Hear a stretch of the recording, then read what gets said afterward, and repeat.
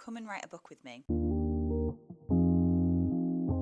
I'm writing a book using the Snowflake Method. I've done 2 videos about steps 1 to 5. I will tag them. If you watch them and catch up and you want to write a book too, this is step 6. In step 6, we go back to step 4. In step 4, you created a 1-page summary of your book. So each paragraph would have concluded in a disaster until the final paragraph, which concludes in a resolution. Step 6, you expand each of those paragraphs into 1 full page. You can then take the side characters' stories from step 5 and weave them in so it paints a more complete picture. I do talk with my hands, I am sorry. I'm finding this step a little bit tricky. I've pretty much done it. I've got kind of 4 pages. They're not quite complete. And what I am doing to just make sure it all ties in together before I go on to step 7 is put each character's scene on a post-it and put it on the back of my wall planner. I'll show you that. It seems really finicky, and people who are pantsers, not plotters, will be like, oh my god, I just want to write the actual scenes themselves. But by doing it this way, you're going to have such a watertight, hole-free plot, because you can already see how the scenes of your main character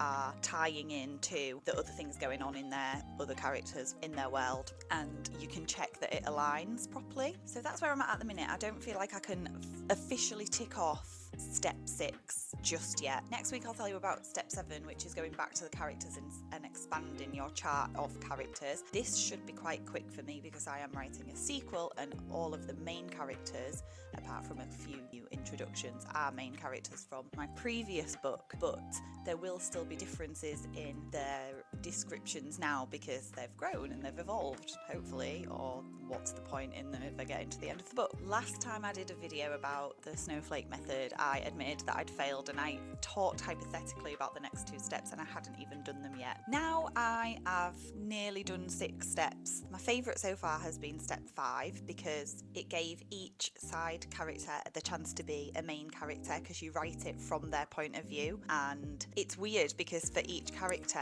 you start off thinking they're just a side character, there's not that much to them to fill out here, and then by the end of it I'm like, I could write their book too. Like, I feel like I know this character really well now, which means they're a more 4-dimensional character. I'm aware of how many times I've just said character in one sentence, and obviously that's what you want. You want your characters to have depth and not just be little side pieces. If you're writing a book through the Snowflake Method as well, let me know how you're cracking on. If you're writing a book just writing it and seeing where it goes, how is that working out? Let me know. Like I said, I'm definitely learning that all the character driven aspects of the Snowflake Method I'm really enjoying. The ones that are more about structure I struggle to concentrate with, but I know that it'll be worth it because then by the time we actually start writing our book, we'll have all the structure fiddly bits sorted as a guide. I'm just going to have it on my wall to refer to so I can look up, know what the scene's about, and then actually enjoy writing the scene as my characters and